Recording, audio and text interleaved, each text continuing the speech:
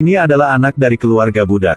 Dalam perjalanan pulang setelah mengumpulkan kayu bakar, seorang pejalan yang baik hati sudah mengingatkan bocah itu. Jika dia adalah seorang budak, mata dia tidak boleh melihat ke atas. Hanya bisa melihat ke bawah.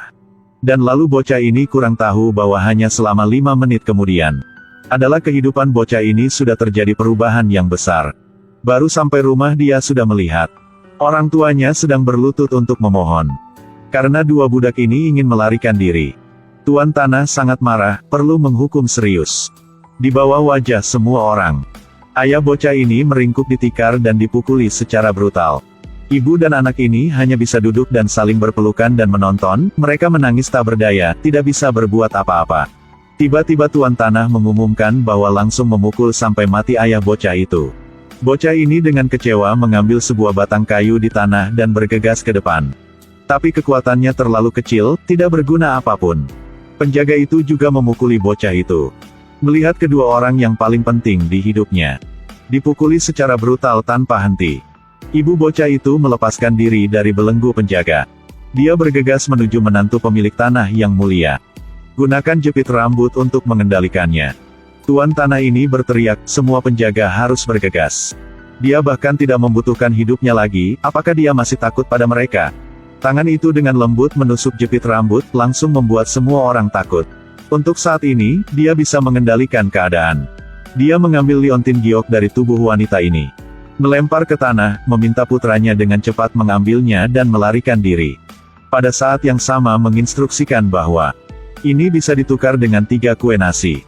Setelah dia melarikan diri, gunakan ini untuk ditukar nasi dan hiduplah dengan baik. Bocah itu mengambil batu giok itu. Wajahnya penuh mata air dan melihat ibunya. Untuk mengucapkan selamat tinggal pada ibunya. Dan perpisahan ini telah menjadi perpisahan hidup dan mati yang nyata. Kemudian bocah sudah berlari keluar gerbang besar. Tuan Tanah takut meninggalkan masalah dan berniat menggunakan busur untuk menyelesaikan masalah. Tapi kasihan bocah sudah berlari cukup cepat untuk menghindari bahaya ini. Melihat putranya telah melarikan diri, sang ibu melepaskan lengannya. Kemudian dia berlari dengan cepat ke sumur. Dan adegan ini sudah terlihat oleh putranya yang bersembunyi di gunung. Dalam sekejap, orang tua bocah ini semuanya mati tepat di depannya. Tapi bocah ini tidak punya banyak waktu untuk sakit hati.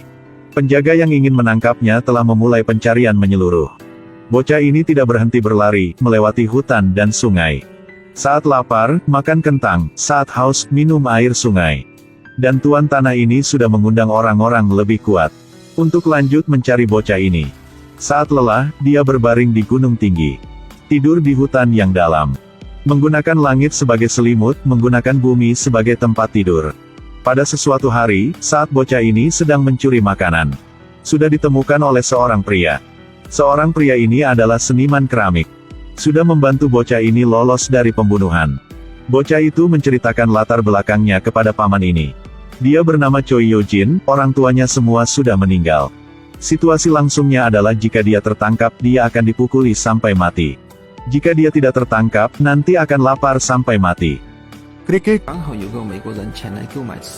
Paman menggunakan pekerjaan mengambil bocah ini sebagai syarat. Memberikan banyak tembikar untuknya. Dan seperti itu pemeran utama kita sudah pergi bersama dengan orang itu.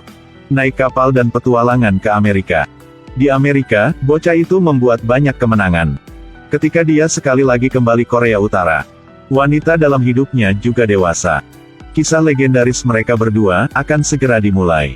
Saya adalah Kelinci Putih, ayo like dan follow. Kita akan bertemu di bagian berikutnya ya. Bocah ini tidak mudah apapun. Dengan susah dia baru sampai Amerika. Tapi pedagang yang membawa bocah itu ke sini ingin meninggalkannya. Untungnya, bocah itu menggunakan Tuhan yang dipercayai semua orang di Amerika. Untuk memenangkan pedagang sementara untuk memberinya tempat tinggal.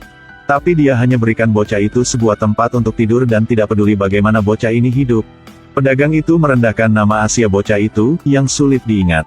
Jadi sudah memberikannya sebuah nama yang baru adalah Eugene. Bocah ini sangat pintar. Berjalan di sepanjang kereta, sepanjang jalan, berteriak pada portir untuk membawa barang bawaan $1 sekaligus. Dengan cepat dia sudah menemukan pelanggan.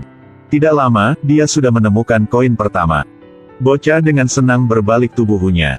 Di belakang bocah itu ada beberapa bajingan yang menunggunya. Hasil bagaimana kita bisa berkira ya? Penghasilan bocah itu hilang, dan dia dipukuli dan diremukkan. Bocah sedih menyeret alatnya untuk mencari nafkah. Pergi sampai gang yang kecil dan melihat pada kotak musik yang kecil di belakang lemari kaca. Dia sudah menangis, kehidupan di Amerika benar-benar susah. Namun, bocah itu tidak dijatuhkan oleh kehidupan. Setiap hari mencari uang, setiap hari dirampok, dipukuli. Setiap hari seperti setiap hari, setiap tahun seperti setiap tahun. Perlahan-lahan bocah itu mulai melawan, tetapi itu sia-sia karena dia tidak bisa melawan banyak orang. Sampai pada sesuatu hari, dia juga seperti setiap hari, dirobohkan di jalan. Pada tepat saat itu, ada pasukan tentara lewat. Mereka meninggalkan sebatang permen coklat, tetapi bocah itu benar-benar tidak perhatian. Bocah itu melihat seorang pria kulit hitam di ketentaraan, tetapi benar-benar bebas dari rasisme apapun. Tiba-tiba seorang bajingan mendorong bocah itu dan mengambil sebatang coklat di tanah, tapi bocah ini benar-benar tidak peduli. Karena bocah ini sudah melihat hal yang lebih baik. Hal itu disebut harapan. Bocah dengan wajah orang Asia, ingin menjadi seorang Amerika nyata. Bergabung dengan tentara adalah satu-satunya pilihannya. Dia mengambil keputusan, memotong rambutnya. Dia bersumpah untuk menerobos dan mendapatkan tempat di tentara. Selanjutnya, di ketentaraan, dia adalah orang yang sangat heroik. Memenangkan kemuliaan yang tak terhitung jumlahnya. Saya adalah kelinci putih, ayo like dan follow ya. Kita akan bertemu di bagian lanjut ya. Ini adalah perang utara dan selatan di Amerika. Dalamnya muncul sebuah wajah Amerika, dia adalah Eugene. Sangat berani, setiap kali dia bergegas ke garis depan. Di medan perang dia adalah setan berasal dari neraka. Kali ini, dia memberikan kontribusi besar dan merasa terhormat untuk dipromosikan menjadi mayor. Pada saat yang sama di kampung halamannya Korea Utara. Berada dalam masa kekacauan dan ketidakstabilan. Orang Amerika ingin menggunakan meriam barat untuk mendapatkan keuntungan di Korea Utara.